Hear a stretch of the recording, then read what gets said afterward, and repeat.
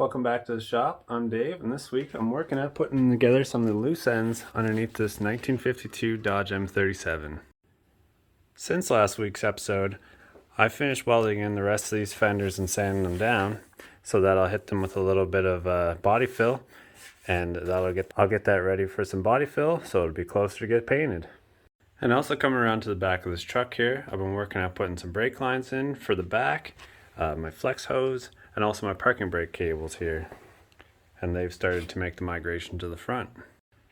And up near the front here, I have the master cylinder here for the brakes, and I'd like to get these connected up, as well as get the ABS module installed and the rest of these brake lines. This one goes to the back, this one goes to this tire here, and it has a port underneath here that goes to the other side. Then I've also got a bunch of fittings here that I'd like to get installed. This would be the radiator hoses.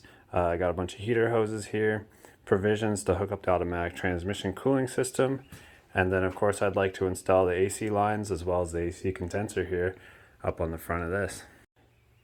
It's quite a bit of a list, but luckily I got my list here.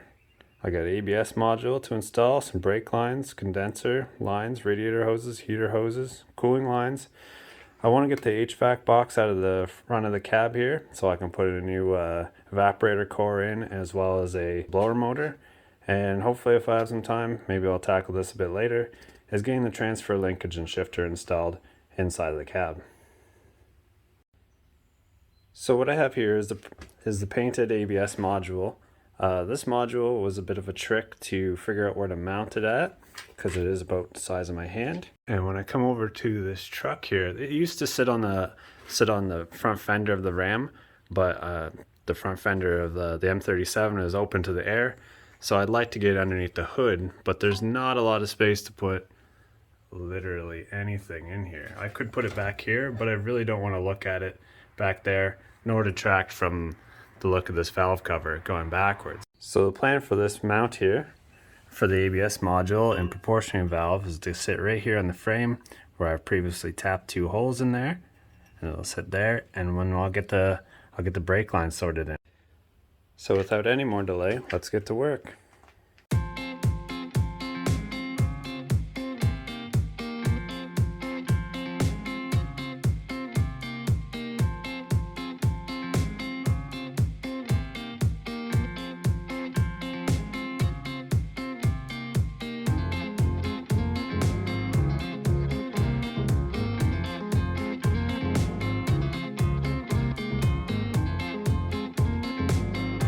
Alright, so I gotta put some flares and some ends on some brake lines here.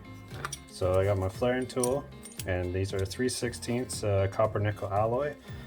I prefer these over the steel because they seem to have a better rust resistance, and they're not too much more expensive. So what you do here is I'm gonna make a double flare, and what you do is just pop that out proud to match up this block here. Yeah.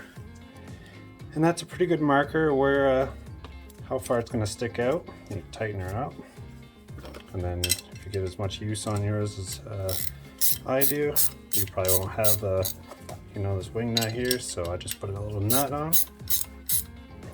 So I should mention the hardest part about building brake lines is remembering to put the nut on. As you can see, I've already forgot. So I'm going to circle back here in about a sec. If you can remember, put the nut on first, you're ahead of the game. So get your nut on. So if you're not happy with your flare or your fitting, or you wanted to put an inverted flare on there and then realize later that this is a metric nut, so you got to put a bubble flare on the end of that. So just cut the end off with your pipe cutter and get on your way. I'm gonna keep on with this one here and just redo it.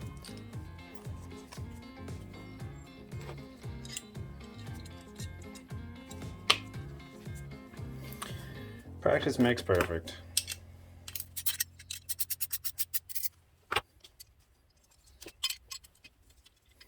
Or I put this in my vise, sorry, but my phone's sitting on top of my vise here. capturing this footage, so that's why I'm moving around a little bit more. So this end's going to get a double inverted flare, and the other one is getting a bubble flare because this side is standard and the other side is metric. And if you're doing this job, I don't envy you at all, because it took a lot of trips back and forth to the parts store to get the right fittings. So that one looks pretty good. Is that right? It doesn't slide there. There we go. So that's real nice. Now I probably should have double checked that needed an inverted flare first before I just made one, because I gotta make a bubble on the other side. So let me check that out. Yep. So we're cooking with gas here. That's a good looking flare. Now for your bubble, this side has this side of the anvil has recessions here for your double inverted flare, but when you make a bubble flare, it's flat on one side and it's bubbled on top. Traditional inverted flare here has a kind of a bubble on the bottom, and it's got that cone in the middle. Anyways, don't forget this, because after it happens to you about 3 or 4 times, you're actually losing your mind. So yeah, like I was saying, it goes in the other way. This is the flat side of the anvil. I've always had good luck just lining it up to the side of this thing. Get that tight. The reason I tighten this one first is because it doesn't need to be as much torque, and then I can use a leverage on this side to really clamp it down. If you don't clamp it down enough, then it slides through, and it's particularly common on harder metals like steel. Steel line's harder to make than these. And stainless steel, I bet you need, well, I don't think you'd be able to do it in this thing. You probably want your own press, and yeah. So anyways, same as before, but this is only one action.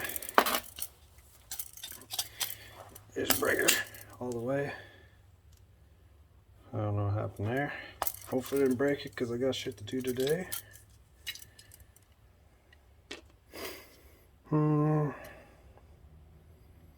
It could be a little bit more on center. Should probably be okay, but I'm gonna redo that quick. So I'm starting to make these brake lines to go up from this proportioning valve up to the master cylinder here. And what I got here is a bit of a curve or a spiral. What this does is it keeps the vibrations down from stressing the line out and cracking. So what I've done here is just wrapped it around a paint can or whatever, and a couple times, and that does the trick. So after a couple of years of service, this flaring tool finally let me down. I got her broken here, and I'll have to get a new one. So brake lines are on pause for right now.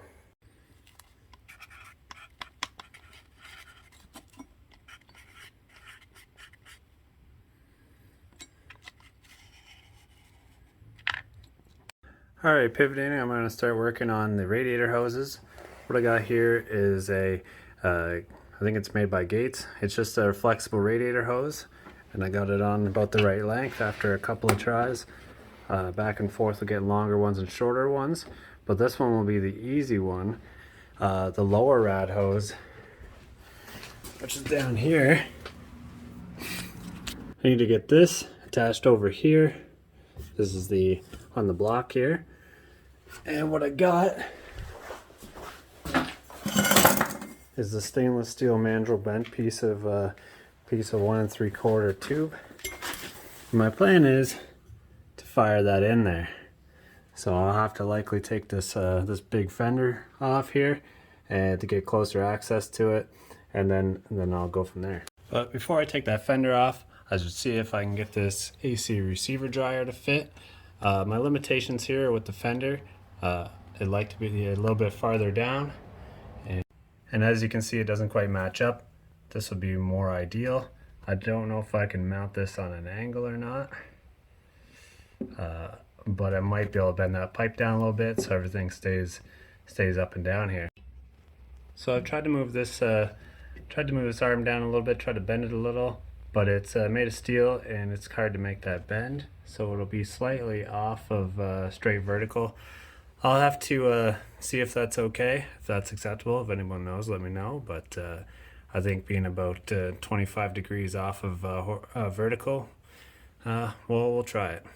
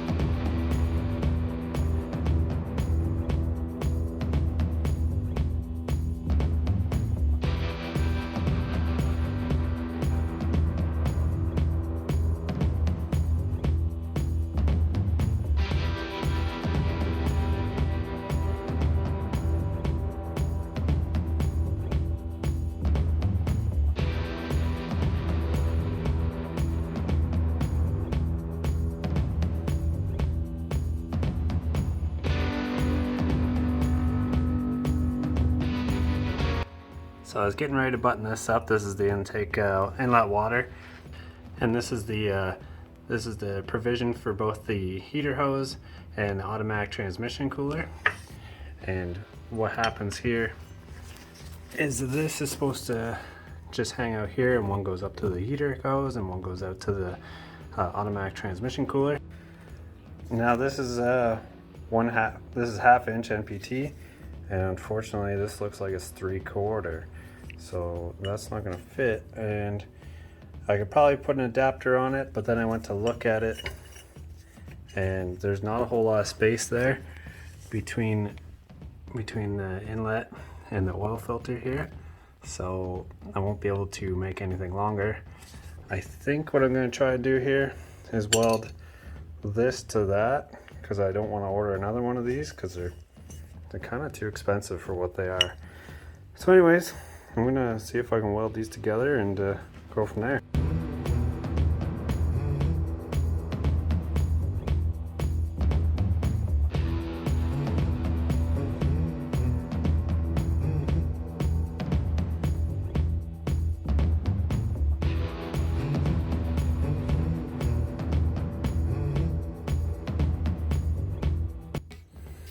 Alright, so I got them welded together. What I did beforehand was I hollowed out the inside of this this fitting here. This was this half-inch NPT fitting. I did that so I would match the internal diameter of this fitting here. This would be this was 19 millimeters on the inside, and this was like 17 millimeters on the inside, so I hollowed it out so it's a bit larger than this one.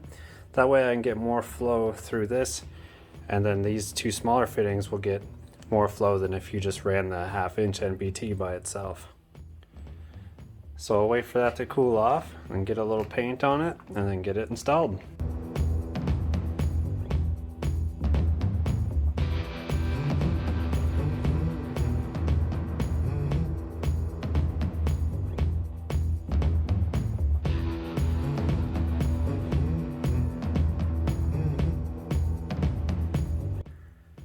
Alright, so that's the lower rad hose installed.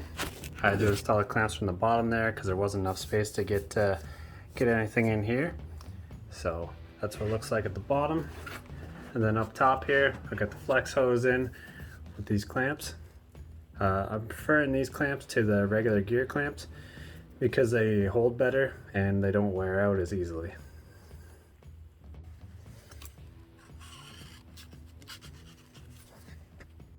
This is one of the heater hoses here. Goes back, and there's one here, both 5/8, and then I'll get them to hook up there. So I'll get that done. So these are the two heater hoses here going back into the heater core. I just have them without clamps right now because I'm gonna probably pull this heater core next, the whole HVAC system, to give it a redo.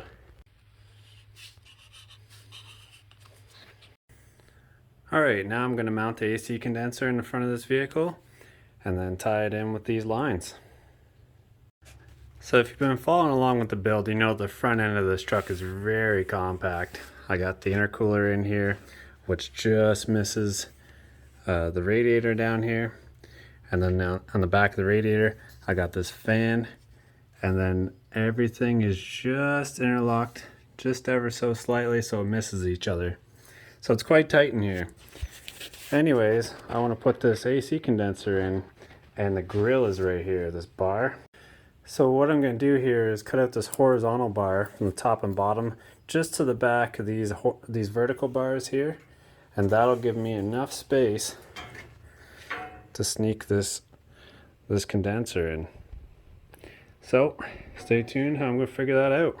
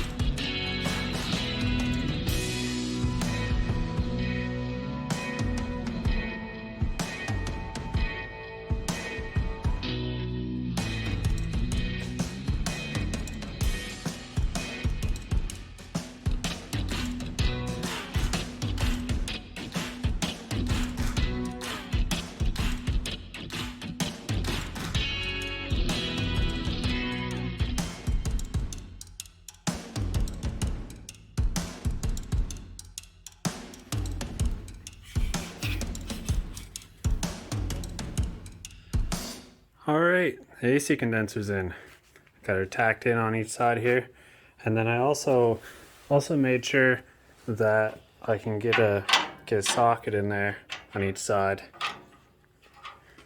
Just so when I gotta take it apart, and it's all good. I'll weld it in finally when I run these AC lines. That's not going to be today, unfortunately. So this is what it looks like cut out here. So I got the lines ran. There's about 1/4 of an inch of space there. And then coming around here to the back, you can see that it does clear down through the front of this intercooler. So I didn't get the whole list done today. I get those AC lines ran soon. Transmission cooling lines, I just got some parts in today. I'm going to get this HVAC box out, pull the evaporator, put a fresh one in, put a fresh motor. And this, I think, is the last thing to get done within the cab as far as holes being made. Anyways, that's all for today.